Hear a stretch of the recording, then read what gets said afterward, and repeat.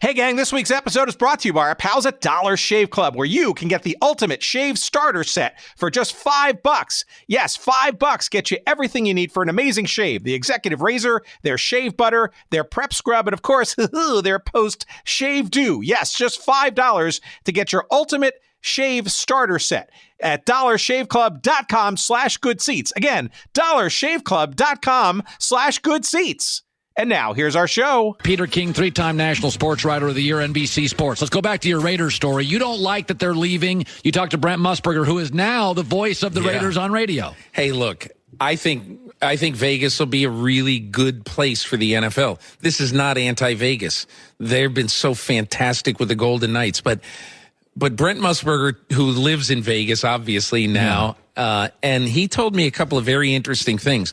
Number one, there's not going to be a tailgating place around the stadium. So one of the things that makes the Raiders so great is that they have a college atmosphere in the parking lot before the game.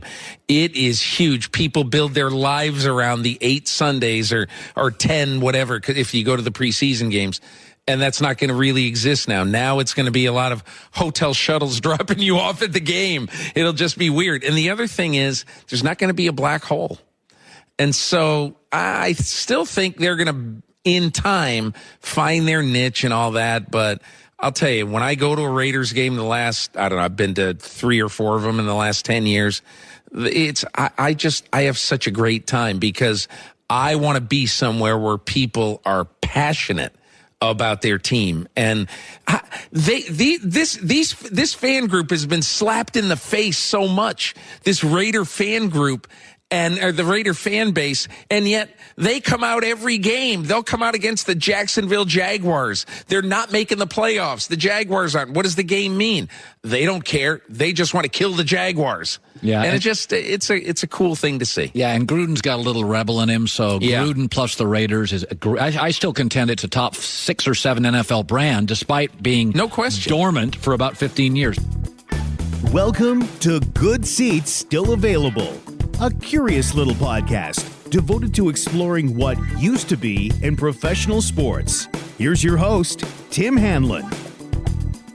Well, hello and happy holidays, everybody. This is Tim Hanlon, and this is, of course, Good Seats Still Available, the curious little podcast that is devoted to what used to be in professional sports. I can't think of anything that's fresher on the what used to be front than the now recently departed, we think, we're pretty certain, the Oakland Raiders, of course, as the Raiders get ready to leave the Coliseum after all these many years and domicile themselves in the brand new spanking gigantic monstrosities of a stadium called Allegiant. I guess it's Allegiant Stadium or Allegiant, whatever. Allegiant Airlines is sponsoring in Las Vegas, where they will be known as forevermore, the Las Vegas Raiders. It'll be hard to sort of get used to saying that, but maybe not. I mean, this is a team that's flirted with and actually moved a couple of times on its own already in the Raiders franchise, as you heard there with Colin Cowherd and Peter King on a recent episode of The Herd on FS1, debating, I guess, and discussing sort of the good things and the bad things about the Raiders moving on. And, it's a sign of the times and many signs of times that occurred during the course of this calendar year, 2019. And as we wrap up this fun-filled and adventurous year, certainly for this little show, my God, we've had so many great guests, people like John Sterling and Dennis Murphy, the founder of the ABA and the WHA, Ed Tepper, the co-founder of the Major Indoor Soccer League, Bob Carpenter, our pal from broadcast world of soccer and then some, and obviously a great year for him with the Washington Nationals. Howard Baldwin, along sought-after guest, talking about some of the early days of the World Hockey Association. And, of course, we lamented the demise of things like the Alliance of American Football this year as well, with a bunch of guests, Connor Orr and Michael Rothstein, and many, many others. So many stories that we sort of went into. But we want to wrap up this year and kind of look into 2020, which I'm sure is going to be a full of adventure pile of intrigue as we look into the brand new year with 2 returning guests as we kind of do a little holiday roundtable. We're going to try to make this sort of our first annual of such. And if you go back into the archives, you will enjoy our conversations that we previously had with our pals on this week's episode. Paul Reeths from our episode number 46, when we got into the USFL for the first time, who is the founder and chief proprietor of two great sites that you should bookmark and visit regularly. OurSportsCentral.com, which is devoted to just about everything in minor league sports today.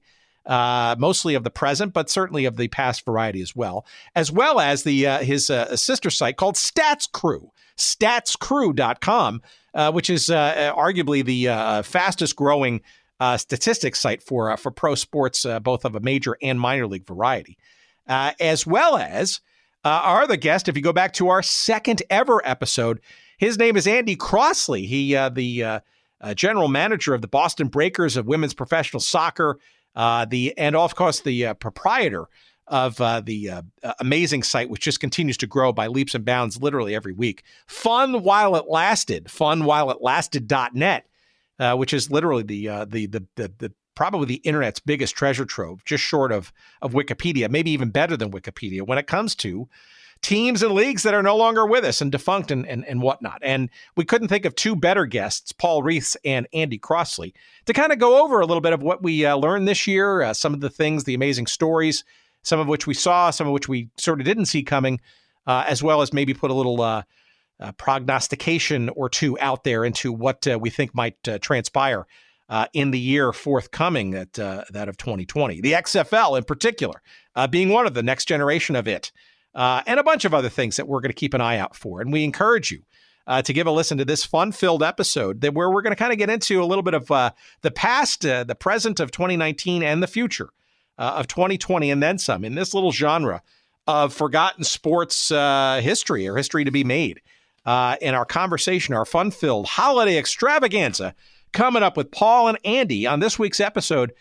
Stay tuned for that in mere moments. And before we get there, we want to say an end-of-year thanks to four of our great legacy sponsors. And while it might be a little too late to kind of get those last-minute gifts for the sports fan in your life, now's a great time to at least write down these sites, bookmark them, and maybe with some of that holiday cash, or perhaps as you trade in some of those things that you didn't want. And you can actually find it maybe something that you really do want at one of our great sponsors. And here they are in succession with promo codes to boot. Give them a chance. Give them a try. You're going to definitely find great stuff, not only at the tail end of this year, but in the year to come in 2020. SportsHistoryCollectibles.com. Hey, you want memorabilia from all kinds of leagues and teams no longer with us or previously domiciled? SportsHistoryCollectibles.com. Check them out. Promo code GOODSEATS.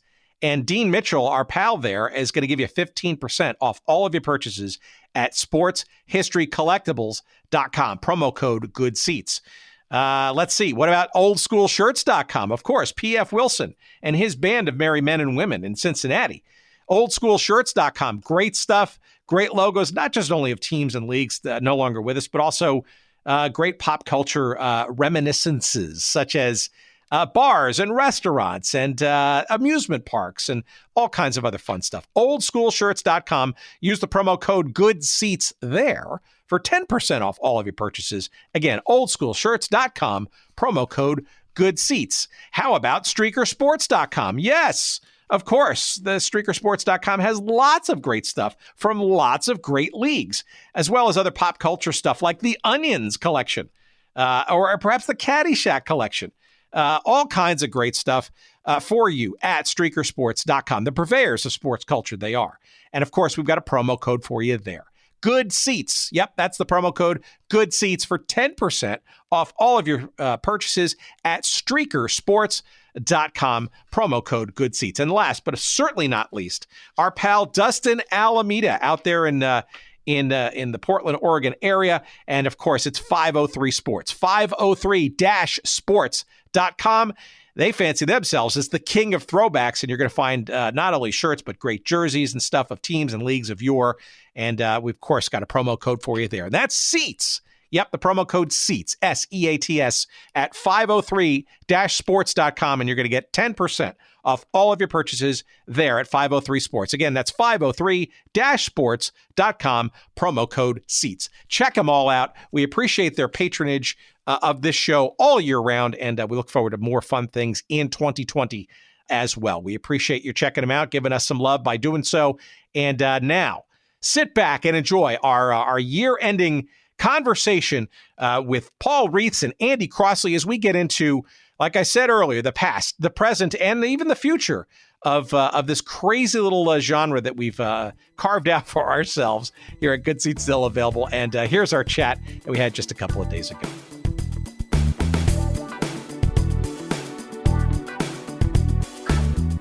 Gosh, I don't know. It's a year-end thing. This is like our third year now. And, geez, it's hard to believe. But God forbid we should do like a year-end show and stuff. And I can't think of two guys who would be more appropriate, arguably because of a shared sort of illness, I guess, in our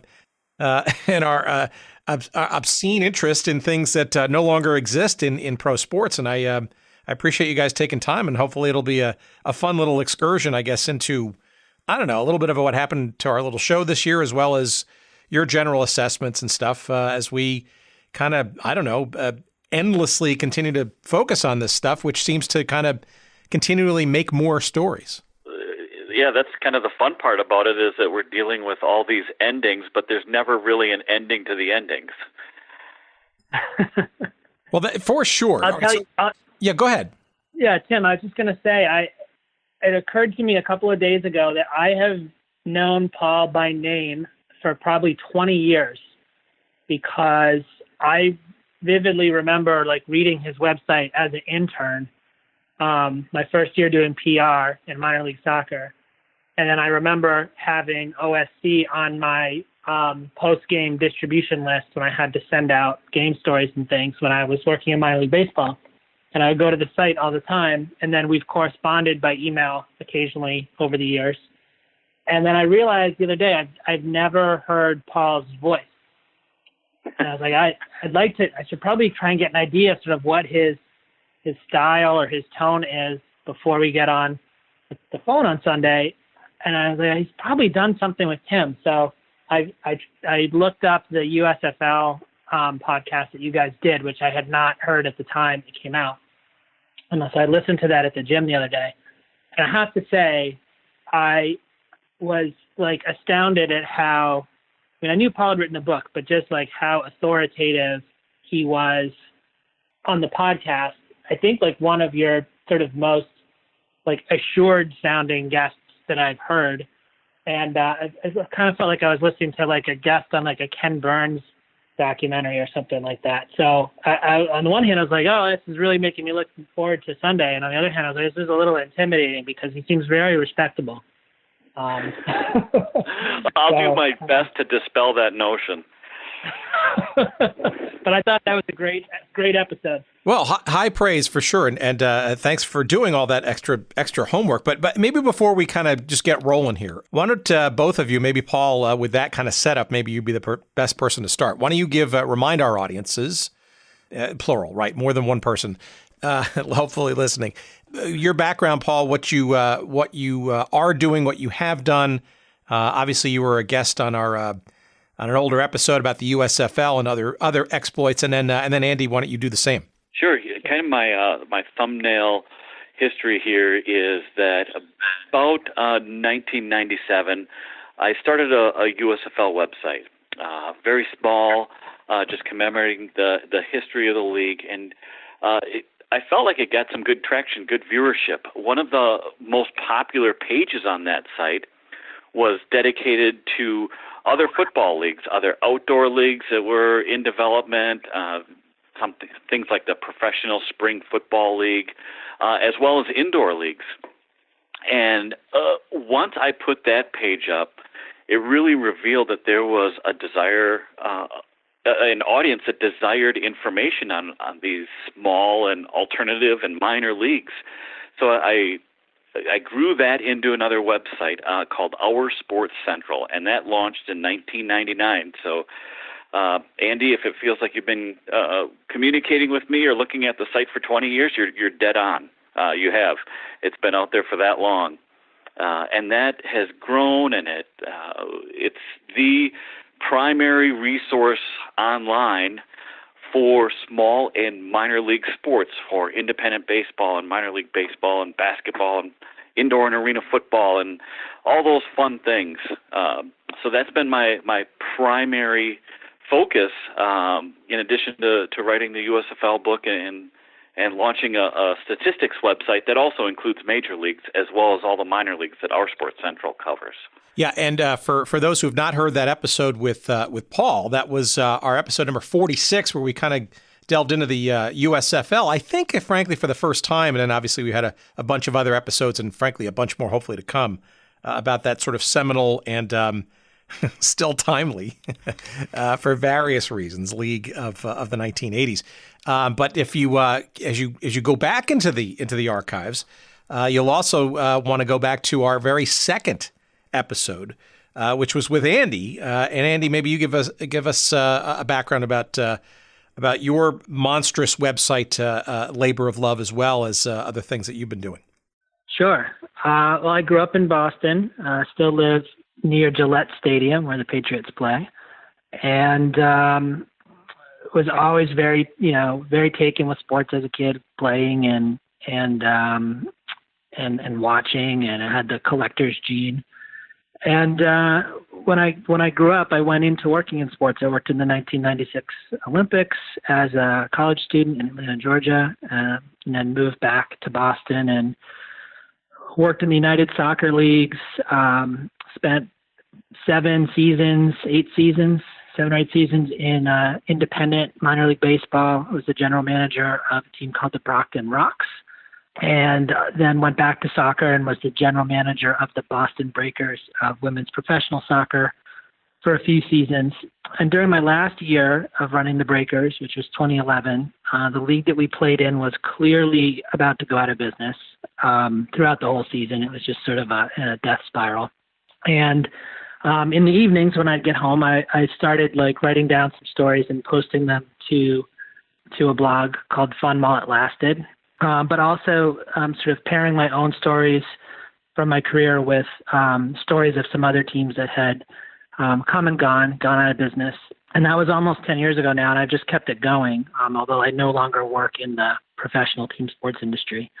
And it's become sort of more encyclopedic over the years. So we have profiles of over 1,000 defunct sports teams and 10,000 or more photographs and pieces of vintage memorabilia that are up alongside all of those histories.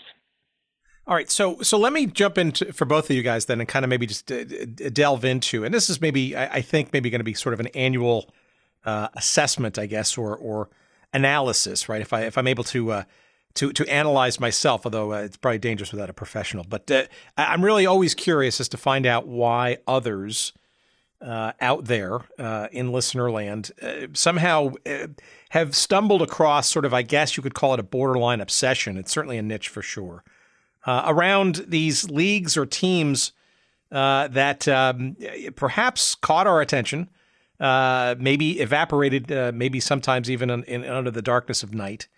And, perhaps why the ongoing fascination. And I mean, I'll start, but I'll then let you jump in. As most listeners of this silly little show know, I really kind of got hooked, I guess, on what became sort of this obsession with the old North American Soccer League, right? With the New York Cosmos, growing up as a kid, going to Giant Stadium, and amazing times. And only in retrospect do you sort of appreciate how tremendous a team and a collective of stars and talent and just a white-hot comet of a whole bunch of cultural things at that time. And obviously in the midst of my, young years, my early adolescence and even teenage years. So there's clearly some of that too, but fascinated by all these logos and teams that seemingly kind of came and went and sort of didn't have any sort of long lastingness to them. And then, whatever happened to them, and that just sort of begot sort of other fascinations with other leagues like the USFL and others that sort of came and went. I mean, that's kind of my story, and it's always been gnawing at me for a long time to do something about it, whether it's a book or some kind of website, certainly not to the level of detail that that Andy or even Paul have been doing. But, the podcast genre just seemed to be natural a couple of years ago when I was fascinated with the idea of having conversations around this. God forbid there be other people out there with memories and or similar passions. But what is it about this sort of weird little genre that arguably we've kind of defined for each other that fascinates you guys from your perspectives? Maybe, Paul, you start, and Andy, go ahead. I think that what caught my attention is I'm an 11-year-old kid who's just really getting into football and sports in general. And here comes this entire other professional league, the United States Football League, which provided professional football virtually year-round. That grabbed my attention at that age, and it's kind of that age when you're just so impressionable, and the things that you take an interest in at that point are some of the things that you can carry through for all of life because they just seem to be magnified kind of in my existence. I was able to watch a lot of games. I was able to follow the sport, the league in USA Today. And so, it just looms so large in my sporting memory. Now, kind of as it's grown, it's been fun to look at the business side of these leagues. It's been just so much. It brings a different layer to it, even just examining the business aspects of it. I mentioned USA Today, and I remember looking at the agate page, all the standings in there, and I'm like, what is this major indoor soccer league? What is this Western Carolinas league?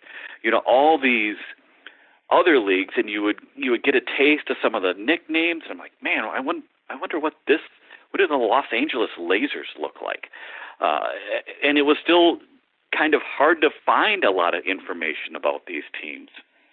So it's almost like this alternate universe of sports that at one point I didn't know existed. I knew Major League Baseball and the NFL and the NHL and NBA, but there's so much more going on out there, and even playing different sports that I hadn't seen before, such as lacrosse. So to me, there's just this endless stream of newness, whether it be in the business operations or in the actual team play, that's endlessly fascinating. Yeah, I could have said what Paul just said pretty much word for word. And I feel like everybody that I've asked a version of this question to starts off by saying, well, I was 10 or 11 or 12 years old and this happened. So I think it is something about that age and the way that passions can imprint themselves on you at that point in a way that they can't when you're older. Mm-hmm. That things just stick. And I also think, Tim, not to call you old, but there's a lot of soccer people from the 70s who the New York Cosmos is just this like nexus for. And then I'm making some math judgments based on what Paul just said, but I think Paul and I are close in age. There's a lot of people, for whatever reason, a lot of boys who came of age in the 1980s where the USFL was just a thing that really landed with them because the names and the logos and the colors were just more exciting than what the NFL did. And things like, Paul mentioned the Major Indoor Soccer League and things like that would come across if you had cable TV, you'd get these things on tape delay at weird hours of the day. You'd be homesick from school and at 10 in the morning, there'd be an indoor soccer game on from all the way across the country in a league that you'd never heard of. And it would be fascinating. And then I think the other thing was to find out more, if you were intrigued, there was this thrill of the hunt because it was so hard to find out anything about these things that were going on in other parts of the country that weren't really, really big. So I remember, Major Indoor Soccer League games on cable being really intriguing, but that league really never came to New England. And so the only place in the 80s, pre-internet, that you could find out about it was this little magazine that came out 6 times a year called Soccer Digest. Right. And I think there was one newsstand in Boston and one in Cambridge that I ever found that sold Soccer Digest. And one of them was in my town, a mile and a half from my house. And so every couple months, I would guess that a new one had come out, and I would, ride my bike like 2 miles to this spot, and I'd sort through, in the back room, all of like the outlaw biker magazines and porn magazines. That was where they kept the 2 copies of Soccer Digest they ever ordered. And I would grab it, and I would, and that's how that was the only way that you could find out about these leagues. And so I do think there was this thing where, like, the detective work itself was part of the appeal.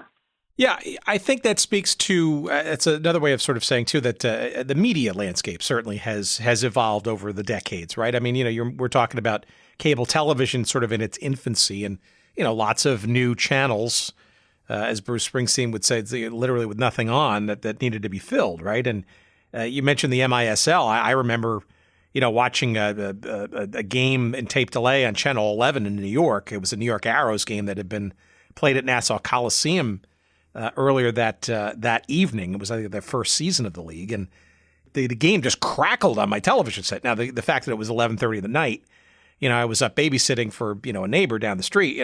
Maybe had something to do with it, but this sort of Limerick green carpet and all this sort of frenetic, bouncing orange ball around it's just, arguably in a media landscape. I mean, how many channels were out there in 1979 or so? Not many, right? Even in New York, you only had a handful of TV channels. So, there was a limit, I guess, and maybe adds a bit of mysticism to this leakage, I guess, of little bits and pieces of these things, these leagues, these teams, maybe in the agate in your local newspaper, maybe on an off night on a local TV station or a cable network that you've never heard of.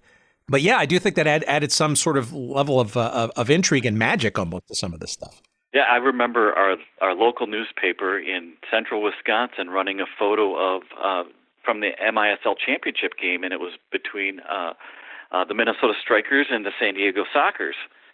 And the photo carried a tagline that didn't include the final score of the game. I called in, and called into the paper. Well, what was the final score of this game? They're like, we have no idea. We just thought it was a cool photo that came over the wire. And I couldn't find it anywhere. This is pre-internet, and there was just nowhere to find it. I think like a week later, I finally found it in USA Today. So there was a mystique to it, and yet when you would get these glimpses of the leagues, when you would see the Baltimore Blast soccer ball descending from the arena roof and all the energy and the smoke and big crowds in places like Kansas City, you're like, what am I missing out on here? This is really great. This is fun to watch. And yet it was so hard to find people who had ever even heard of these things. And yet they were ongoing operations in big cities that in some instances were playing to sizable crowds, and yet they were mysteries. So that kind of I don't know if you'd call it a dichotomy, but always struck me, and you just wondered, what could this be if this were exposed nationally?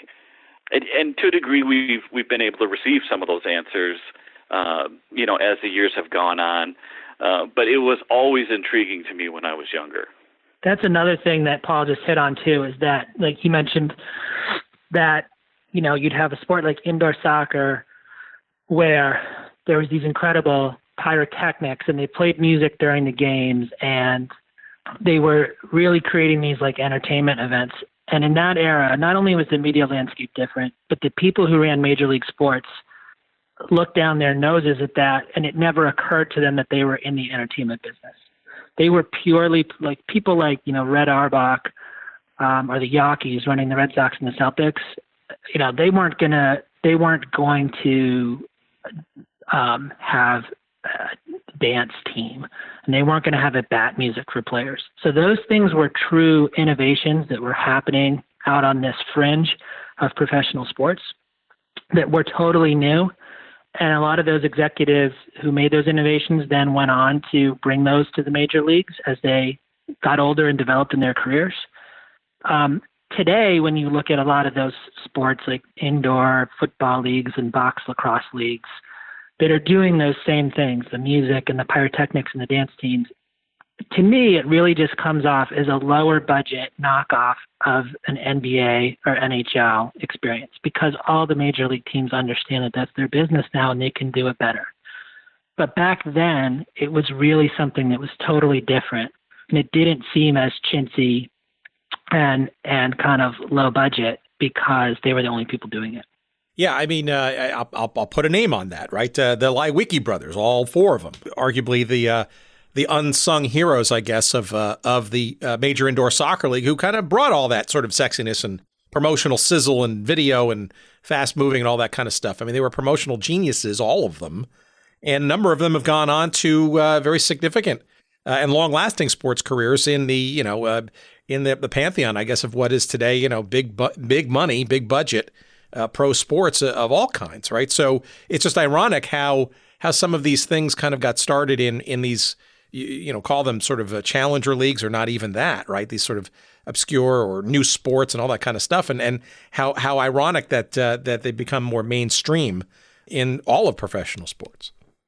Just ramping up that entertainment value, as Andy mentioned, it never occurred to some of these, especially the old guard, that this was about entertainment, and you could provide additional entertainment to the game that was being played. So if your team stunk, you could still bring people out to the arena, to the stadium, by entertaining them. And it did take a while for that to catch on, but I remember looking in Sports Illustrated and seeing a feature story on the Cleveland Force and thinking, how awesome is this? They have Darth Vader out on the field, and their team name is called the Force. What genius came up with this? And how much of that has spread from these small leagues, from even the things that started off in minor league baseball that the majors have incorporated. So that it's always been a blast.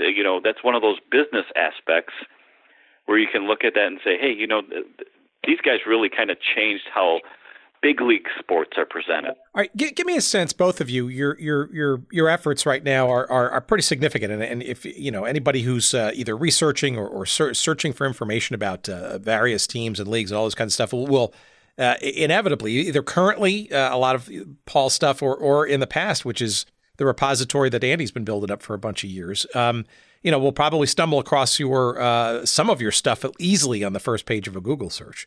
What drives you guys to keep doing this, and frankly, maybe kind of why? It almost feels like there's a bit of sort of something that's maybe slipping through our fingers here. I don't want to put words in your mouth that perhaps needs some preservation and/or has not been done elsewhere. I'm just curious as to what continues both of you to, besides the big bucks, of course, wink, wink, nod, nod, to keep these personal passions alive and going.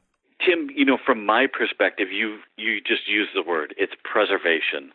It's knowing that so much of the North American Soccer League and the Major Indoor Soccer League, the United States Football League, hundreds and thousands of hockey teams, basketball teams, minor league baseball teams are no longer around, and there just didn't seem to be really much of an emphasis on keeping those memories alive. So I really have thought a lot about preservation lately, about preserving the logos, these identities that in some cases are so striking. The Cosmos is a perfect example of this enduring identity, along with the stats. The stats are a lot of numbers, but they can kind of tell the story of what this team was about in this particular season. Okay, why did they finish 3-23? Or conversely, how did they pull off an undefeated run? What memories might that spark from somebody who attended one of those games and maybe it's long forgotten, or maybe not. Maybe it's a guy like I went to see an Iowa Barnstormers game. It just happened to have a guy named Kurt Warner at quarterback that night. That's part of his story. So keeping that alive, that preservation aspect is really what's driving me right now. Yeah, Andy, I know you've sort of waxed and waned in terms of your passion. How have you kept it going for all this time? I think it's a few things. One thing is as will probably come out later when we talk about some of the leagues that folded this year and some of the new ones that are coming online, I am deeply skeptical about a lot of the things that happen in the industry and a lot of the business models. And my feeling is that a lot of it is going away. And every once in a while, somebody asks me if I'll look at like a business plan or talk to them about an idea. And every once in a while, it's a serious idea. And I almost always am in the camp of advising people not to put their money into these kinds of things when I'm asked. And that was a big reason why in 2011, when the league that the Boston Breakers played in was going out of business, that I didn't try and get another job in sports. I didn't see a good future in continuing to do that. So part of it was a desire on my part to sort of keep my passion for this kind of wild entrepreneurial like frontier of sports as a part of my life without actually having to base my livelihood on it or work the crazy hours that you work in that industry while I was just getting married and starting a family. So part of it was just a way to keep a passion going while simultaneously moving away from it. I think another part of it is that history is never really,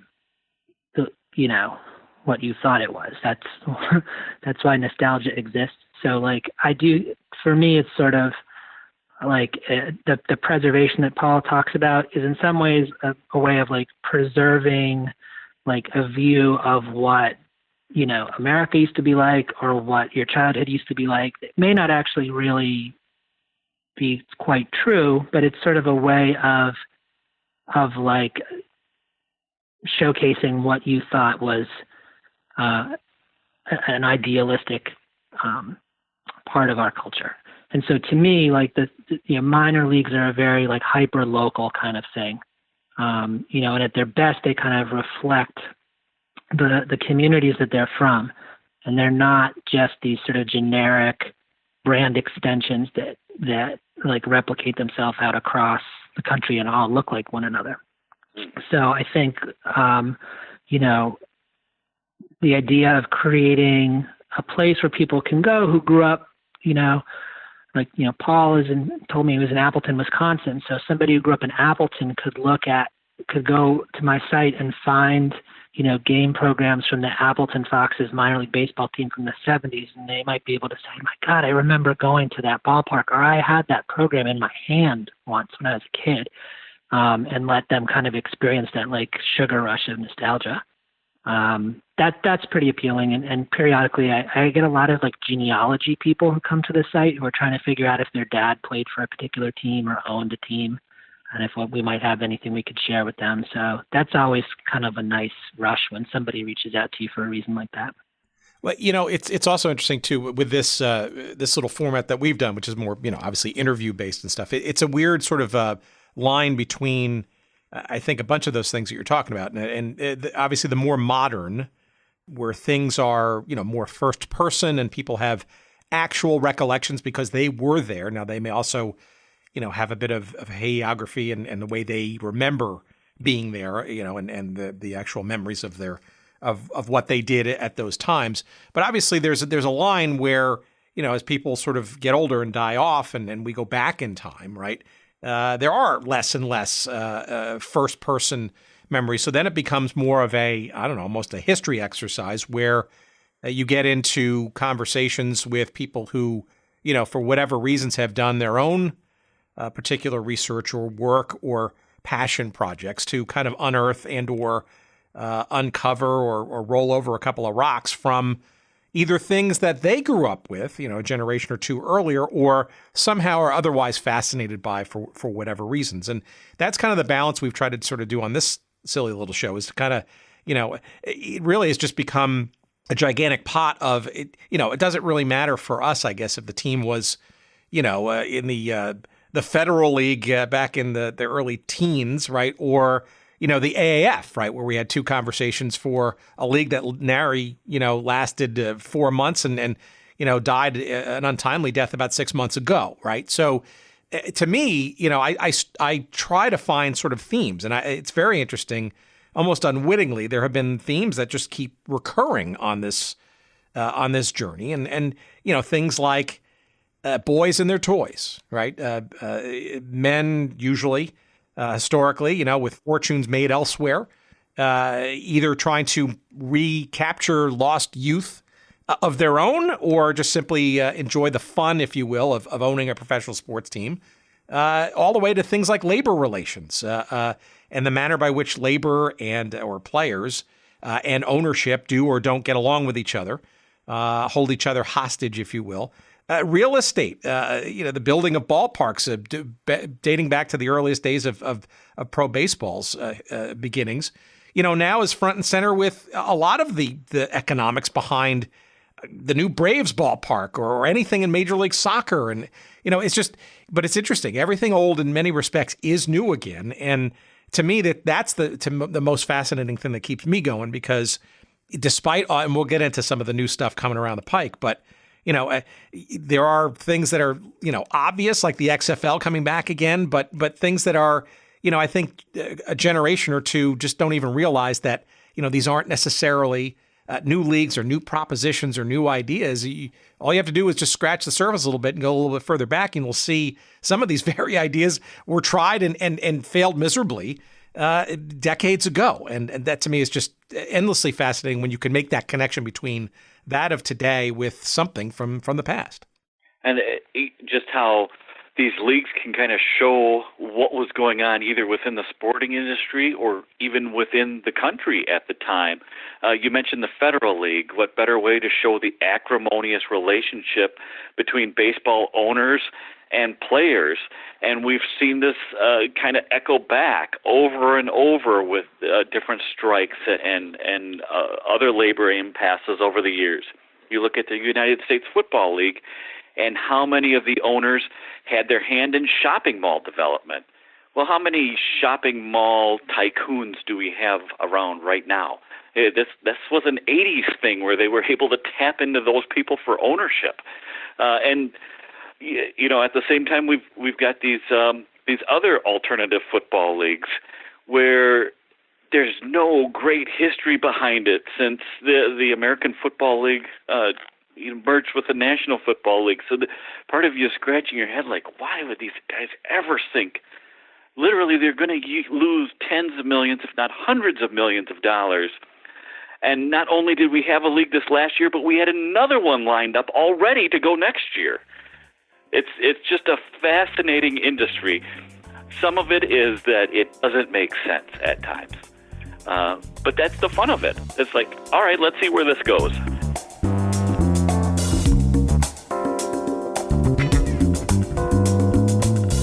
All right, what's this? Dollar Shave Club, of course. Dollar Shave Club is awesome, friends, and I highly encourage you to give them a try. I love the quality of their products, and it's awesome that they asked me to do a little spot for them, because I've been using their products for a good, year and a half, almost 2 years now. And I love the convenience. I love the quality of the products. I love the fact that they help replenish my needs to help me, not just with shaving, frankly, but just about all kinds of grooming essentials when it's, whether it's showering or shaving, but also styling one's hair or brushing one's teeth. Yes, even, wiping and keeping clean certain areas of the body elsewhere, shall we say. Dollar Shave Club is not just about just a good shave, but so much more. And we have an awesome opportunity for you to experience and enjoy some of the benefits that I've been sharing from our friends at Dollar Shave Club, just for you, our great listeners. Right now, you can put the quality of Dollar Shave Club's products to the test. Their Ultimate Shave Starter Set has basically everything that you need for an amazing shave, and it's a great way to try and sample for yourself the Dollar Shave Club experience. In this starter set, you get the executive razor, you get the shave butter, you get their prep scrub, and you get the post-shave dew. Say that 3 times fast. The best part, of course, though, is that you could try it for just $5. That's right, $5, and you're going to get the ultimate shave starter set, including all those things. And after that, they'll get you set up for restocking with regular size products at their regular prices. And you can, of course, choose to receive those as early and as often or as not often as you need based on your particular needs. So in essence, it's $5 for the Ultimate Shave Starter Set from Dollar Shave Club. So get your Ultimate Starter Set for just $5 at our little special website here. It's dollarshaveclub.com/goodseats. Again, that's dollarshaveclub.com/goodseats for you to try for $5. Yes, just 5 simoleons. The Ultimate Shave Starter Set from our friends at Dollar Shave Club. We thank them for their sponsorship of this week's episode. And we, of course, thank you for continuing to listen to our conversation coming right back at you.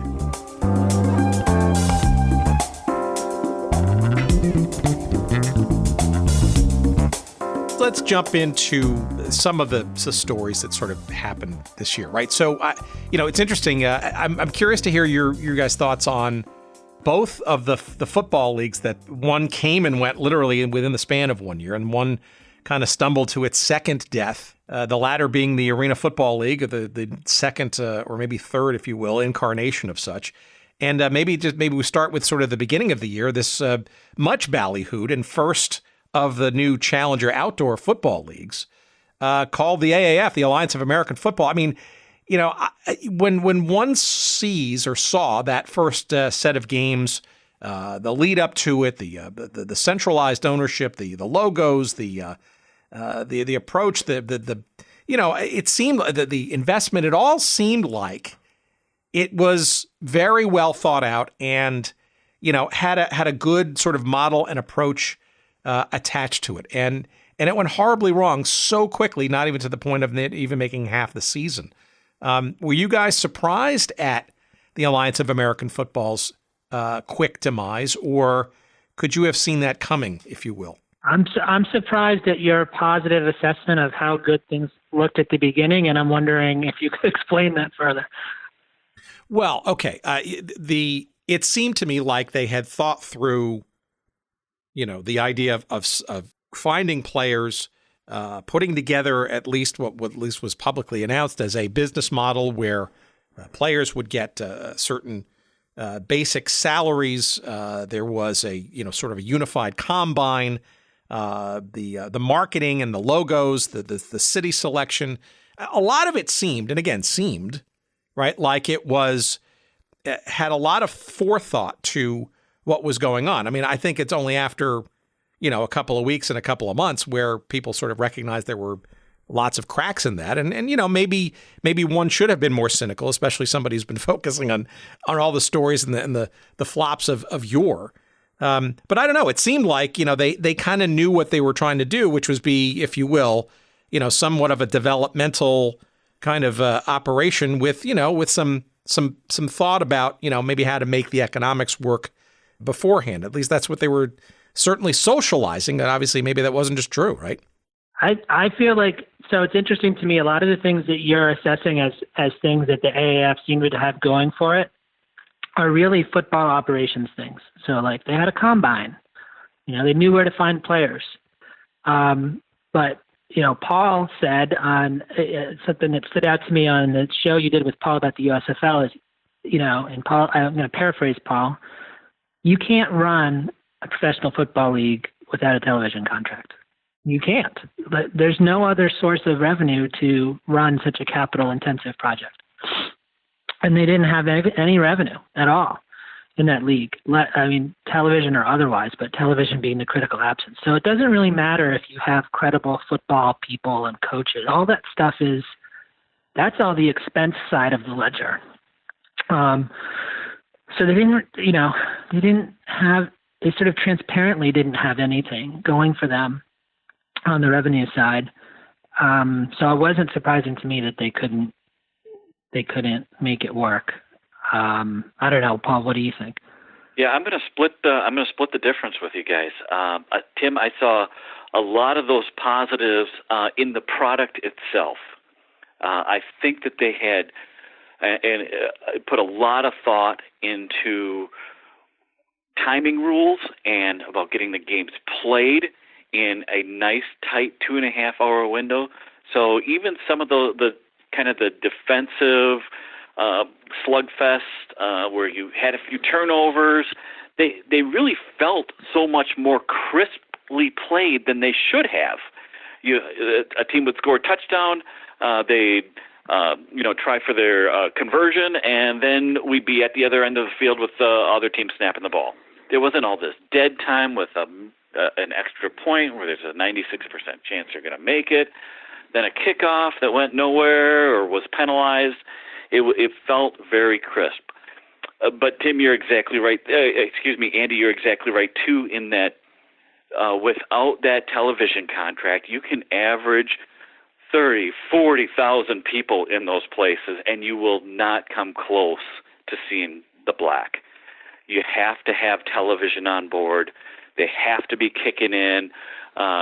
Perhaps there's some way to mine other deals, but it's got to be based off of that and your exposure on television. And that is what really had you concerned about the Alliance at first. They're on NFL Network for most of their games, which is kind of hard to find, even though it's on a lot of cable systems.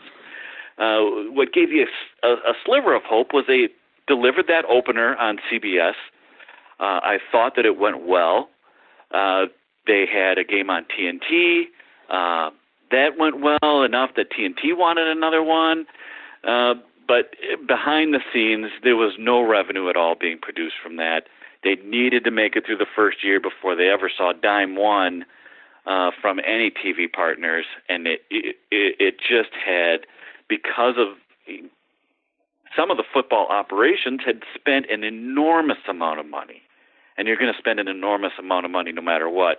But I think maybe carelessly spent some money in some places that it only made it through the 8th week, I think, and then it was done. So to me, the thing that will always be funny about the Alliance of American Football, and that is the most memorable thing about the league, and the thing that makes it unique, is that it was created because a guy did a documentary about another league that was pretty much the same idea, that lost $100 million in 1 year, and thought, I should take a shot at this. Isn't it funny that is the ultimate epitaph of that league? Two leagues jump off of that documentary. It essentially, after that documentary, became a competition of who was going to hit the field first. And the XFL, the new XFL, knew that they needed to take their time and they needed to set things up, while the Alliance, they wanted to do their own thing, and they wanted to beat the XFL to the punch. They felt that they needed to beat the XFL to the punch. So that's why the Alliance launched this last year. They needed more time, but they knew they couldn't take it. But the jumping off point for both groups was really that documentary of just kind of spitballing memories on this 1 year run that the original XFL had. Well, look, Charlie Ebersol remains on our wish list, but we did have a great conversation with Brett Forrest, who wrote one of the only books, frankly, about the XFL years ago. So much so that it's still out of print, but it brought back some happy and some not so happy memories, both for him and some of the stories that he sort of brought up in the original XFL. But let's do a little prediction then. What of this new XFL again? I mean, the idea of buying time for television exposure, as you're alluding to in the AAF, is still actually what the XFL will be doing, albeit in larger, I guess, containers and some broadcast networks and stuff. But I don't know. You're describing something that, frankly, could easily apply to the XFL next year as well, in it being potentially doomed. And the XFL has a TV contract that doesn't pay it any money this year. Right, correct. So they're right in the same boat as everybody else. Except that their boat is fortified with McMahon money, and that is something that the Alliance never had. They never had the financing in place. They had apparently it was Reggie Fowler, who was the original backer there, who ran dry and eventually ran into some legal trouble, which is why he was running dry. Tom Dundon stepped in only to see actually how expensive it was, and it wasn't his passion project from the start.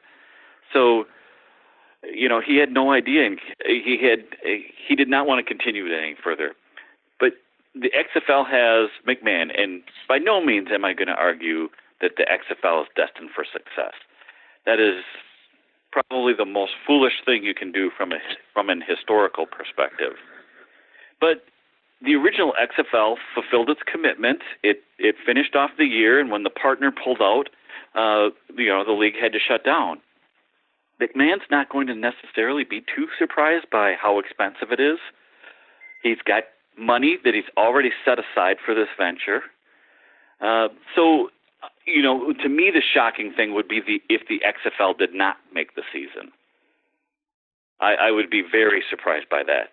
I'm going to hold off on saying that season 2 is a certainty, but I would be very surprised if the XFL folded during the year. I agree with that, and I'd be surprised if it only played 1 year. Just because I think, like you said, money is not an issue for McMahon, but I think it would be incredibly embarrassing to fold it after 1 year for a second time 2 decades later. And so I think it could bleed money and still get 3 years purely because of ego reasons. I mean, that's just a totally unfounded projection, but it's hard to imagine him doing one and done twice. And it's just fascinating that he is jumping back into the pool. I mean, he knows as well as anybody out there what the expenses are. What I do really appreciate about the way that he's going about it this time is that if there's something that didn't catch on the first time around, it was all this pro wrestling style bravado and NFL in-your-face nonsense when everybody knew it was minor league football. Now he's got a guy like Oliver Luck as his front man, his commissioner, who's respectable. He's not tweaking the NFL nose. They've met with Goodell. Not necessarily that they've got their arms around each other, but it's a much different venture in how they're trying to portray themselves the second time around. Well, we'll see at that first game on I think it's on ABC or is it Fox? I forget. In Washington D.C. in the DC United soccer stadium, and I don't know. It'll be interesting to see how MetLife Stadium looks for that first New York Guardians game. I don't know, right? It just seems like it could be just a bigger. And again, it'll probably come down to the football and the quality of that, and arguably maybe that's they've got that covered again. But then it comes down to your point about revenues, generating fan interest. To me, it'll be the third chapter, perhaps, of the trilogy that documentary and arguably the 2001 adventure of the XFL brought to light in the first place. One interesting thing, though, that's come out in the last couple weeks is that the XFL has already blocked the NFL from picking up a couple of quarterbacks it had under contract. Mm-hmm. So a couple teams with big injuries at the Lions and Steelers had reached out about Landry Jones and Josh Johnson, who had already signed XFL contracts. Now, the AAF let players out of their contracts for those kind of opportunities, but the XFL has said no. And one thing that's interesting, and Oliver Luck has come out and basically said, this is us doubling down on quality of the league. Quarterback position is, essential. This is us showing our fan base that we are devoted to putting the best possible product on the field. And we would do this for any player that's under contract with the XFL. Well, that's all well and good, but at the same time, the salary scale in the XFL, quarterbacks can, I guess, make up to $500,000, but all other players make between about $30,000 and $50,000, depending on bonuses. And so I think one of the things that made a league like the USFL really good football is that those teams really invested in things like good linemen. If you are an offensive lineman who's a marginal NFL player, are you going to sign with the XFL for $30,000 and take yourself out of consideration to be signed by an NFL team for upwards of a year? when a single NFL game check is going to be more than you would make for a whole year in the XFL. So I just wonder whether that policy combined with the very modest salaries that they're playing is actually going to keep them from getting the kind of talented role players that are necessary to have a high quality football product. Well, it'll be interesting for sure. And you wonder, too, about the timing, right? As the AAF did, they really wanted to strike when they thought, of course, that the proverbial pro football iron is still hot, literally the week after the Super Bowl. I don't know. You could make the argument that maybe the XFL could learn from maybe, I don't know, a gap from that there could be, a need to pause for at least a couple of weeks, perhaps, and give people a chance to sort of catch their breath and, and recognize that maybe football doesn't necessarily have to continue, endlessly in a sort of an everlasting sort of loop. But let me segue into the other sort of debacle that sort of occurred just a couple of weeks ago, which was the whimpering end of the second true version of the Arena Football League. Obviously, we had Jim Foster on the show, one of our earlier guests, talking about the earliest days and setting up that league and all of that stuff. But it seemed like the current version of the Arena League was, kind of trying to do it maybe the right way, trying to centralize ownership, starting small. You had people like Ted Leonsis in Washington and Baltimore, and a few others that sort of wanted to grow, small and steady as she goes. But it seems like the spirits, I guess, of the previous incarnations and some of the woes of the previous league kind of caught up with it. To what do you ascribe the collapse of the Arena League this time? And does it ever come back again, or are we really looking at indoor football truly being as a minor league activity, in the years to come, if at all?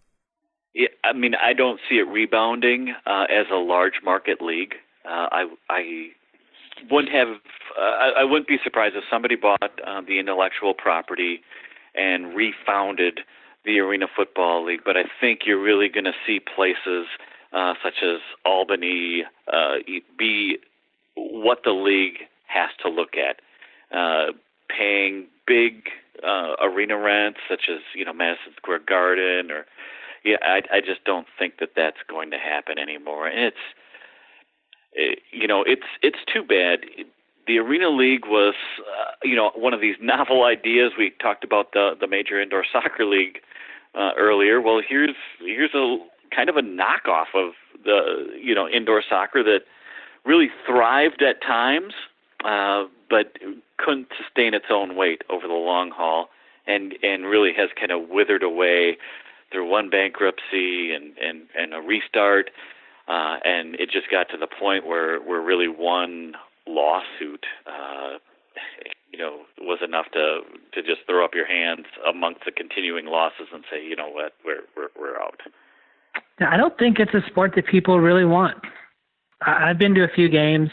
I think it looks really cool from the outside. It's had some really creative marketing, but watching teams march up and down the field, scoring a touchdown on like 80% of every drive, and taking all of the nuance of football out of the game for the most part, to have basically just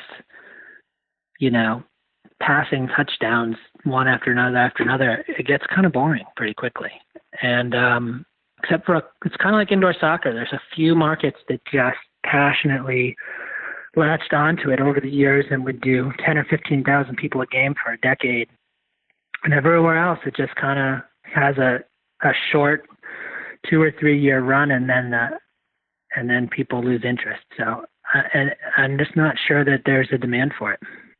Well, before we get off of football, I want to get to your sense. We're recording this on the very day when supposedly the last game of the Oakland Raiders will be happening at whatever the Coliseum is called this week. I've truly have lost track of the name of the Coliseum over the years. But what do you guys think about Oakland moving to Las Vegas? And are we? I'll throw in another sort of wrinkle to that. Are we kind of near peak NFL? We've got the Rams and the Chargers supposedly going to be sharing a brand new monstrosity in Los Angeles. And, the NFL is, king supreme, but, lots of issues sort of lurk behind behind the scenes, but you could make the argument, as many in the television industry sort of do, that the NFL is sort of at its supremacy and is arguably propping up the broadcast television industry while, at the same time. Are we kind of at peak here, or what do you sort of see of those particular situations and then and elsewhere and onward in the NFL and football? I mean, I think you have to look at the networks and how much they're willing to shell out. I don't know that I've seen the indications that anybody's thinking about withdrawing on the next deal. I think that would be, if you're looking, has the NFL reached its peak, that would be the sign, is if one of the networks saying, you know what, we've lost a lot of money on this deal. I'm not sure that we're interested in bidding the same on NFL football anymore.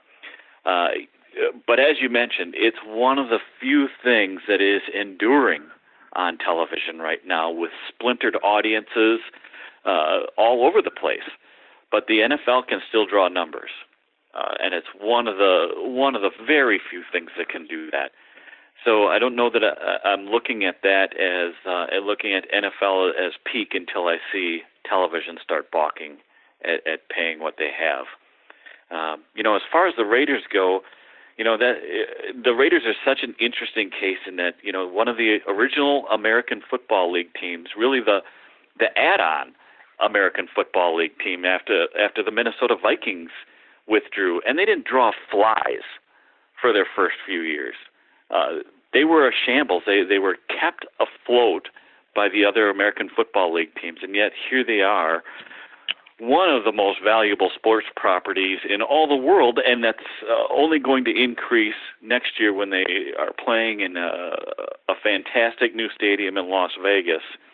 And you can kind of see why guys, rich guys, keep gambling on some of these niche sports, is that for a fraction of the increased value of the Raiders, they're more than eager to try it out. I just think we should take a moment to pour one out for the last stadium in NFL history that will have had a baseball diamond on it during NFL games. I just remember that being a ubiquitous image of my childhood. Gradually got less and less and less until it was only the Oakland Coliseum left, where you would see the A's diamond in the middle of the football field. And now there's a rule forbidding any new stadiums from ever having that. So this will be the end. Yeah, sad, or maybe it's progress. It's debatable, right? Let me segue then into just things outside of football. By the way, have going to Las Vegas about twice a year for work related conferences and stuff. You talk to just about every cab driver in Las Vegas, and I think 9 out of 10 of them are just hugely wary about what to expect with the Raider crowds and the dynamics of what's going to come to the city. But to me, that's going to be a very interesting experiment to sort of see what occurs out of that. But let me get into things like Major League Soccer, right? Talk about expansion fees, and we're now looks like Charlotte is going to be the 30th team or 29th team at it's rumored at something close to $250 million, maybe even more dollars for a franchise fee. And 2 more apparently getting ready to line up. Building soccer-specific stadiums is MLS kind of reaching peak. We talk about revenues and stuff. Their contracts are coming up too, and while they are still getting paid by various networks, it's certainly a drop in the bucket relative to that of the NFL. And you can make the argument that it's not nearly as successful, not even close to the property of most of the major other leagues in the United States. Can the United States or North America support 30 plus pro teams and a USL, which is wholly owned by a company on the minor league level? While I'm a huge soccer fan, right, and it's amazing to see all the investment and supposed belief in the sport and raising professional soccer to greater heights. But I don't know, some of this, the cynic in me kind of feels like a lot of the scaffolding is kind of rickety. Am I making that up, or what do you guys think? I don't think that there's any question that looking at it as rackety scaffolding is probably historically accurate. Is a good mindset to go into it with. Now, I'm with you. If we've talked a lot about these leagues that have gone out of business, but if you're looking for the growth sport right now, it is outdoor soccer. At the Major League Soccer level, 30 teams for something they nearly shut down not that long ago until the Hunts talked them out of it. It's astounding, really. But it's not only contained in Major League Soccer. There's also a thriving Division II league with USL Championship, and they're building their own places. For the first time, they seem to have real traction in building buildings. I mean, Louisville City is going to be opening up a fantastic new place. Colorado Springs just announced. So, new facilities popping up everywhere.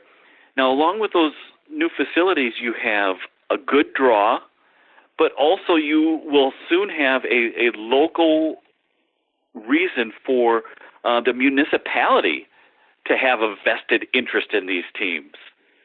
So, if somebody runs into financial trouble, there's going to be a real temptation on a municipality's part that has sunk millions into a stadium to see that the team doesn't go away. So it really has been astounding to me. And then we've got a Division III league that, while it's not as successful maybe as other Division III leagues, I think that the environment, knowing that there's 60 teams above them, it's interesting that they're able to have something going, and we'll see if it builds or not. Well, Andy, you were in the pro game. What do you think? That's an area where I'm more optimistic than I usually am, and probably more than you are, it sounds like. But I think it's really hard to know what's going on with Major League Soccer. There's not a lot of transparency into their balance sheets necessarily. They have a lot of momentum, certainly, but they have a lot of skeptics and they have a lot of believers. But the thing that I think is, and the reason why I'm more in the optimist camp, and feel that they're fundamentally different than some of the leagues we've talked about earlier, is all of the building blocks that they're putting into place are the building blocks of what make leagues successful, which is controlling and owning their own buildings, controlling all the revenue streams that come with them, having revenue-generating TV contracts. And they're part of a community of world soccer leagues where where they can look to other countries and see models and best practices that have made teams incredibly profitable and incredibly valuable. Sports like lacrosse and arena football can't do that because there's no leagues anywhere in the world that have ever been successful running those sports. So there are no models. There's just dreams. So conversely, when we talk about things that a sport like arena football or the National Lacrosse League or Major League Lacrosse might be doing right, again, I think they come back to things that they're doing right operationally, but they don't have the fundamentals of success in place. They're renters in other people's buildings. They don't have TV contracts that are worth anything, and so they're destined to muddle along. So to me, I think they're doing all of the right things, but as Paul said, it's still a very expensive proposition. And then at the lower levels, I don't like the second and third divisions. I don't think it's, and having worked in those divisions, I don't think it's clear yet what the purpose of those divisions is. So you have a place like Louisville FC that Paul just mentioned that draws huge crowds and is building their own soccer-specific stadium. But then you also have teams that are just, that don't even have their own branding, that are just called things like Atlanta United 2 or Seattle Sounders 2, that seem content to play in front of 150 people and be purely reserve squads for the major league teams. So it's not clear yet what the point of a Division II or Division III U.S. pro soccer team is. Is it to be a profitable entertainment business, or is it to be just a taxi squad for a Major League Soccer team? And I think until you know the point, you can't really say whether it's successful or not. Yeah, and you're dancing around the other thing from a soccer purist's perspective is sort of the idea of promotion and relegation, right? And the idea, the hope, the possibilities that there could be some latitude of a team that does well, say at the third level, to go to the second level or vice in the top level. But there's the artificiality, and this is again one of those themes that we've sort of discovered over the last couple of years with this silly little show, which is the idea of single entity, right? So you're mentioning transparency or lack thereof with Major League Soccer, right? There's no way in hell that a $300 million franchise fee in Charlotte, right, is going to then say, oh, sure, we'll allow second and third division teams to potentially knock us off on occasion, and we'll go down to a second level if we don't perform well one year, right? But yet, you're kind of you're putting your finger on something very, very, I think, crucial and important, which is what is the purpose of those pyramidical teams underneath that Major League Soccer, and what of the ability to kind of maybe keep all of those markets kind of fresh and interesting all across the lot, like it occurs in other leagues around the world. The promotion relegation argument is it's kind of funny from an American perspective, because we seem to realize a guy who spends several $100 million isn't going to get knocked down to Division II. It's not going to happen. I don't care if he goes 0 for the season. It's ridiculous. He would have the bulk of his investment wiped out in one season. Not going to happen. Whereas there really does seem to be promotion. I mean, Cincinnati, you dominate. Your business is good. You have prospects to build a stadium. Here's your invitation to give us $250 million, and you're promoted. And it's what's happened with Sacramento as well. So there is some kind of promotion. There's just not going to be relegation. Well, I wonder too, and Andy, this might be appropriate too. I wonder too that as this infrastructure, let's call it, is getting more solidified and arguably stable in soccer, starting with MLS, right? That it actually perhaps gives the lifeline to the NWSL on the women's side, and maybe it does help create sort of a nice prism of support across a lot of different sort of soccer efforts. And I guess ultimately, the only proof of that will be if we ever are successful at competing on the world stage, which seems to be completely almost in the opposite direction at this point. So I don't know what to make of all of it. I'm a fan. I love to see all this stuff sort of happen, and you could never have dreamed this, 30, 40 years ago when the old NASL was, fumbling around. But I don't know. It does feel to me there's a bit of artificiality to it, and you wonder about the quality of play relative to other leagues. But to your point, Andy, right, there are the sort of foundational elements there that maybe takes still a number more years to kind of sort of play out. And as those revenue streams, which are more directly controlled, may indeed wind up becoming sort of the substantial rooting that the sport needs in this country. Don't know. Well, let me throw out one sort of general sort of toss-up, guys. So as we sort of round the curve here, give me a sense of some of the other leagues out there and some of the other teams that perhaps are, I don't want to say on your future defunct radars, but I'm sure this could be the sort of the fun round where we can kind of speculate. I mean, in a world where $500 million for a new NHL franchise come in Seattle, when I don't know, you could pick probably 2 or 3 or maybe more teams that are somewhat wobbly in the NHL that get are arguably in need of some support or perhaps moving. But I see some vulnerable franchises in all of the leagues, the NBA, even the NFL, certainly Major League Baseball. What are your thoughts about sort of various teams in those leagues making it or perhaps maybe prime for rethinking, shall we say? Well, none of those big 4 leagues, if you take them all together, have lost a franchise since 1978.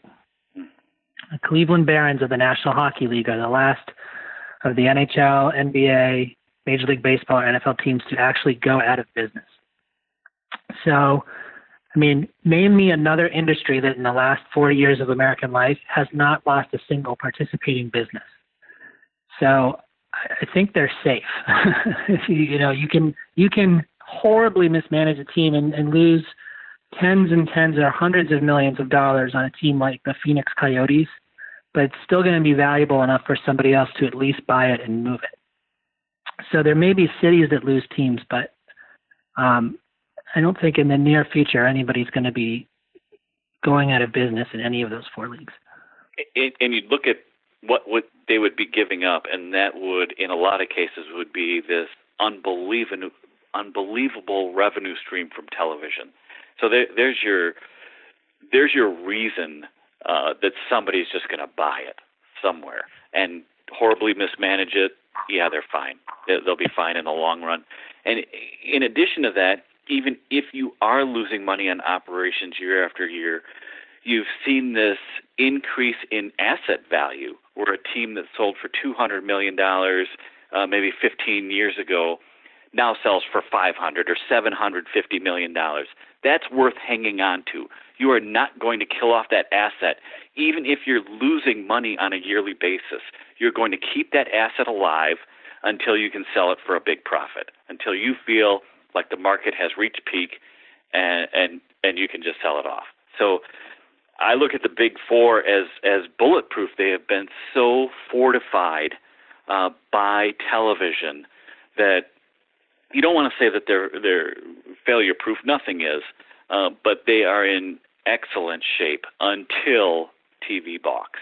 All right. Well, so I won't get into the Tampa Bay Rays or the Los Angeles Chargers or some of these other Memphis Grizzlies, perhaps even But let me throw out two sort of curveballs, right? So I think Paul, you're mentioning one of them, and that is television, right? So the day job of yours truly is in the realm of television, media, and advertising, and all of that. And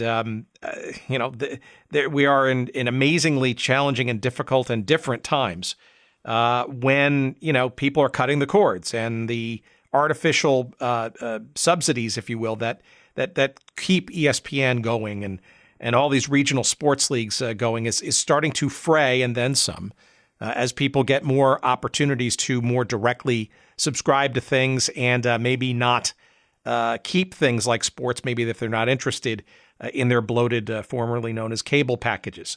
So I guess the one sort of variable I would throw out there is television. Does that continue unfettered?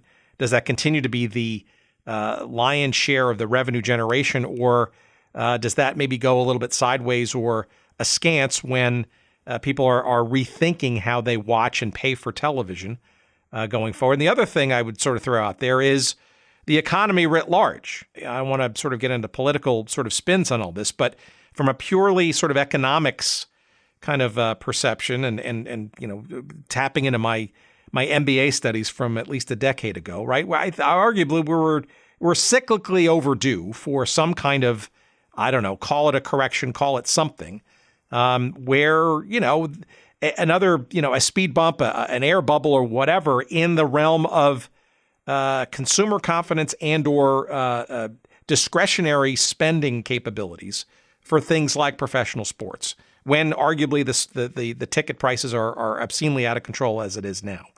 I just wonder if something upsets the apple cart when it comes to television, and or a general economic, at the very least, slowdown of sorts starts to occur. Do we continue to have a world of 30 or 32 professional soccer teams, or 30 baseball franchises, and football games on almost every night of the week on television and that kind of stuff? Or are we overdue for maybe a pause in that sense? The television argument, I think, is interesting. I'm not sure that we're standing on the precipice at this point. I think that we are seeing further splintering of audiences. But as we mentioned, the NFL is one of those things that I'm not going to say that it's immune, but it hasn't nearly eroded to the point that other things have. And so possibly television is looking at it that they're having even more incentive to hang on to it, because they don't know what else they can do to hang on to audience.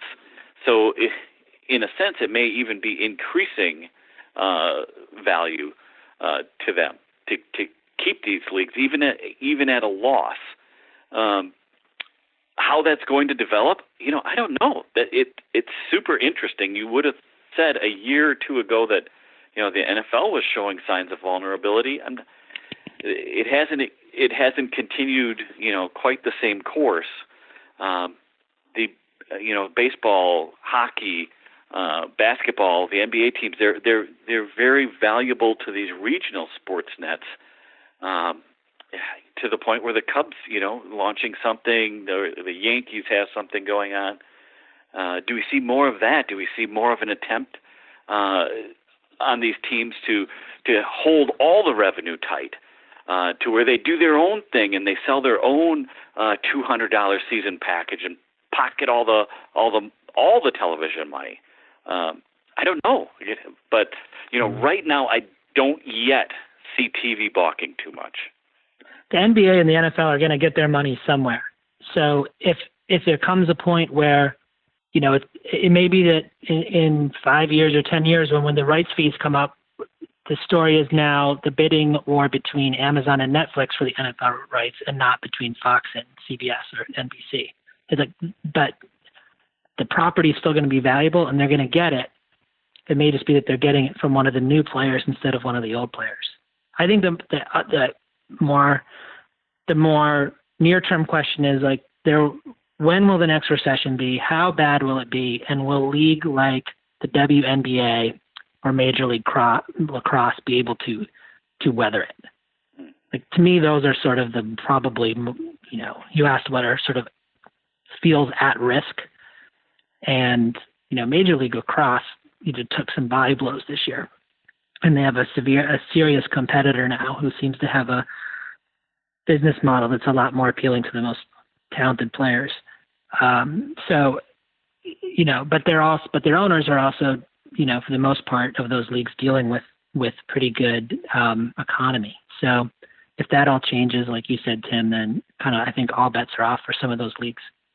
Yeah, and the leagues that you mentioned, they would be very vulnerable to a 20-30% hit in paying attendance, whereas the majors could weather it. Yeah, I mean, I guess that'd be sort of my last sort of question on all that is, you could also extend this into the football bowl season, which to me is always the fascinating, 41 games, and I just got my little league going with my family and friends, which we've been doing. But it's just it's just the insanity of those games, and you recognize why they are, right? And ask anybody in the MAC conference, right, about playing games in the middle of November in cold, rainy, empty stadiums, in the Midwest on Tuesday and Wednesday nights, right? It's all about the Benjamins that they're getting paid to basically fill time on television, and we can argue the merits of that or the demerits of that, but it doesn't escape. And I have this sort of lurid fetish to sort of see all these empty stadiums. Not only in the college game, but in the pro games, right? Ticket prices and attendance and all that kind of stuff. I don't know. It just seems that you are one economic hiccup away from a lot of things and a lot of situations kind of changing. And I think maybe, Andy, you're hitting on it, that the things that are a little bit more fledgling, shall we say, are a little less substantially stable. And this is where your commentary on the MLS comes into play and becomes almost a bellwether of all this, right? You maybe the argument could be that MLS is spending all this time on the real estate thing and owning all their revenue streams and not renting from others and trying to be solidifying the foundation so that when it starts to rain heavily, there won't be flooding, but perhaps some well-drained models that kind of allow it to weather those storms, maybe relative to some of those other ones that we're talking about. Like futsal, for example. Maybe we'll end with that one. You remember that one from 3 or 4 years ago. I mean, Mark Cuban and others were talking about how indoor soccer futsal style was going to be. But I don't know. To me, I'd love to hear your commentary on that one, even if you gave it a moment's of thought. But number two, strangely, despite all the logic that we just described, and I know, Andy, you've got one that you want to sort of throw out there from the media side, and I'll let you talk about that in a second, about sort of some things that have died this year that are relevant. It's just interesting, right? There've been plenty of economic downturns and recessions and and depressions and all that kind of stuff. And it just seems like this phenomenon of sports on the pro level will just not stop. It almost feels to me like there's still going to be plenty more stories to come, regardless of what happens, because there are dreamers out there. There are men, especially, who grew up and fantasizing about sports and various other idiosyncrasies, I guess, that seem to drive a passion to keep doing this stuff. I think, while I'm not rooting for any of these things to add more content to my little show, I have a feeling I don't think we have anything to worry about in terms of sitting back and enjoying and marveling at all the stuff that's still yet to come, and maybe in cataclysmic fashion, or maybe not. I don't know. You mentioned the futsal league, and for one, this is the indoor soccer that's played in the rest of the world. That this is kind of their off-season thing, their skill building, if you will. Some of the big clubs have these teams, so I don't know how that translates to an American audience. Keith Tozer, I think, is heading that up, and great guy, lots of experience, and I personally am rooting for him. But we'll see how the league develops. I think it's so early that it's really super hard to tell. Yeah, I had never even heard of it, to be honest with you, Tim, until you forwarded me the link to the website, and I took a look at it, and I didn't really follow too closely what they're trying to do. I will profess a near total ignorance about futsal, other than the outlines of what Paul just described. So it would be hard for me to say anything about their prospects. Well, fair enough. I'm not sure how real it is, so I don't think you have anything to worry about, at least not yet. All right. Well, Andy, why don't you end up here with you had I thought and this is also, I think, telling for I guess the future of media and sports and all that kind of stuff. You were saying in email that you were lamenting the erosion and the death of a couple of arguably go-to sports sites online in terms of content and information. Why don't you throw that out there? Because I think it's actually a harbinger maybe of some of the stuff that I think we're going to sort of see in some sports in the next couple of years too. But you want to talk? Yeah. I mean, I think you prompted us to think about things that had gone under this year or trends in the industry, and I know there's people in dozens of cities who might have grown up loving their arena football team in the 1990s that are sad that the league has gone away. But I think the thing that probably affects the largest number of sports fans in the country this year is the sort of private equity fueled evisceration of Sports Illustrated. And then for the younger generation, the destruction of Deadspin by the same forces.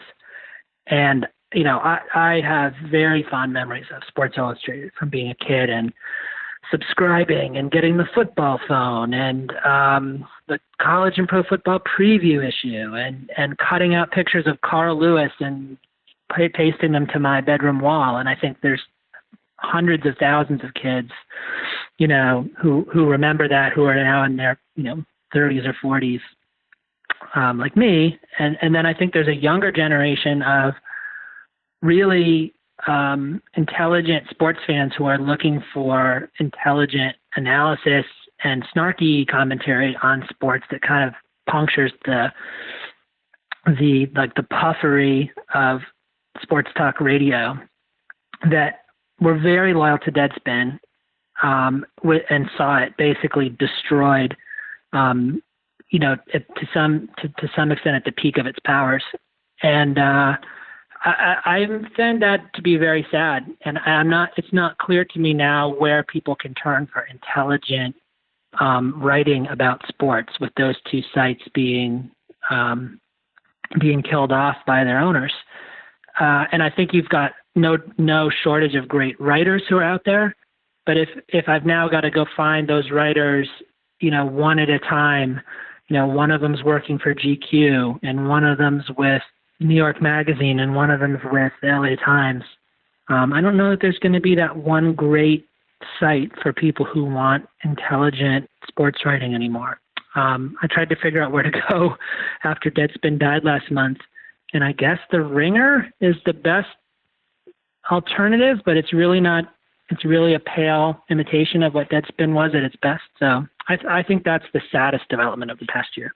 We talked early on about memories growing up and the things that kind of influenced us, and I'd have to put Sports Illustrated on that list. It was always such a thrill to me when the USFL would make a Sports Illustrated cover. It was like the kind of the pinnacle of getting attention at that point. And to see that go away has it's sad. It's sad the way that it changed, and now is, as you mentioned, just a pale shadow of itself. Well, guys, this has been great. Look, we've had a lot of great conversations this year. I mean, John Sterling and Dennis Murphy and Ed Tepper of the old MISL and Bob Carpenter. We got Howard Baldwin talking about some old WHA stuff and a whole bunch of other just great conversations. We got into the CBA this year and so much more to come. But this is I hope to make this sort of a yearly thing, because I'd love to be able to sort of come back next year at this time and talk about sort of what happened in 2020, which I'm sure is going to be just an absolute maelstrom of news and information and stuff in this realm that we don't even have any idea about yet. And I look forward to talking with you about that, as well as maybe our little predictions and perhaps sort of a reassessment again. And if we're still passionate as we are this year about what's ahead in pro sports. But I appreciate your indulging me and taking time to, I guess, round out our year with a discussion around this stuff. I hope our audience continues to enjoy this. I'm sure they will, because I know just the proverbial cards and letters we get from various corners of the globe. I'm just amazed at the nerve we've struck with this stuff, and I look forward to keeping in touch and doing that for next year, and hopefully a couple more years down the road as well. And I wish you the best of the holiday season coming up, and thank you for doing this week. And Tim, I'd be remiss if I didn't say the same thing right back to you. I think that this show is just wonderful, and I think it's a terrific way to preserve some of these leagues by having people who have been directly involved, who have followed them so closely, to be able to kind of get on the record with their thoughts, and to tell what actually happened from their perspectives. It's great. And, in next year, I hope to also be talking about how minor league baseball and Major League Baseball patched up their differences and everything's fine. So that's what I'm hoping for. We didn't talk about that one, but yes, I mean, a contraction in minor league baseball, and that's going to be a very interesting story to see if that unfolds and how. Just the acrimony right now that's at least showing itself publicly. I'm hopeful that that's showing that some of the pressure that's been put on Major League Baseball has worked, and that they'll come to a good agreement.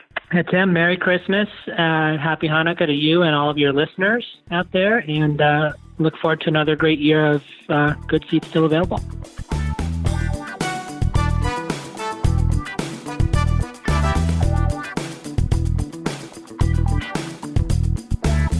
All righty, a mighty thanks to our pals Andy Crossley and Paul Reeths, and what we hope is going to be a yearly escapade into what happened during the course of the year, and maybe what's going to happen in the next coming year when it comes to this crazy little genre that we call Good Seats Still Available, and our journeys into that of defunct and forgotten teams and leagues. It is a passion that we have stumbled into. We appreciate and always amazed to find all kinds of other fans of a similar ilk out there. You know who you are, and they literally in the tens and now almost approaching hundreds of thousands now of listens over the course of the last 2.5, almost 3 years from all corners of the globe. And we appreciate, as we round out this year and count our blessings, we thank each and every one of you for listening to the show, for tuning in, for all your great commentary. Lord knows we've got emails and text messages and Twitter responses and all kinds of other social media stuff that we appreciate. We can't acknowledge all of them. At some point, we'll figure out some kind of mechanism. Maybe we'll get into the world of Patreon. We'll get some fan input and maybe some shows from your worlds out there. And we appreciate just to no end giving us not only a listen, but sharing it with your friends and of course, letting us know what you like and what you don't like. And we love all the listening and all of your great commentary. Please, of course, keep them coming. And if you want to find out more about this show, if you're new to it and you want to discover what you've been missing and maybe sort of get geared up for what's coming up down the road, by all means, check out our website. That's always the place to best find what's going on with this silly little program. It's goodseatsstillavailable.com. Of course, you'll find all the old episodes, all 144 of them now, and you'll be able to find all the great imagery we've got. You'll find all the links to our great guests' books and movies and all those kinds of things. And again, that's goodseatsstillavailable.com. You'll find all of our social media stuff there too, of course. On Twitter, we're at Good Seats Still. You'll find us on Instagram, of course, at Good Seats Still Available. You'll find us on Facebook. There's a page devoted to us there as well. Send us some email, by all means do so, at hello@goodseatsstillavailable.com. And don't forget, of course, to subscribe to our weekly newsletter. You'll find a link to that on the website. And we'll send you a little something every, Saturday or Sunday and let you know what's going to be up this week's coming episode. So you want to be in the know before everybody else, by all means, do that as well. And of course, as we in the realm of thanking everybody for a great year and hopefully another one to come, we want, of course, go out of our way to say thank you tremendously, as always, to our pal, Dr. Jerry Payne, the good doctor, we call him, and his friends and colleagues at Podfly Productions. They put together all of our pieces each and every week, and we know how monotonous that can be, but we certainly appreciate Jerry and his efforts, as well as all of that at Podfly Productions. And of course, if you want to find out more about how to get into the podcasting game yourself and give it a whirl, by all means, check him and them out at podfly.net. All right, we are done for this week. We are done for this year. We're going to take a little break next week, but we'll look forward to lots of great stuff coming up in January and then some on this little show we like to call Good Seats Still Available. Until then, I wish you the happiest and healthiest of holiday seasons. Stay safe, everybody. We look forward to hearing you and talking to you and seeing you and conversing with you next year in the year 2020. Boy, it's going to be something. I'm pretty sure of that. Until then, take care, everybody, and be safe.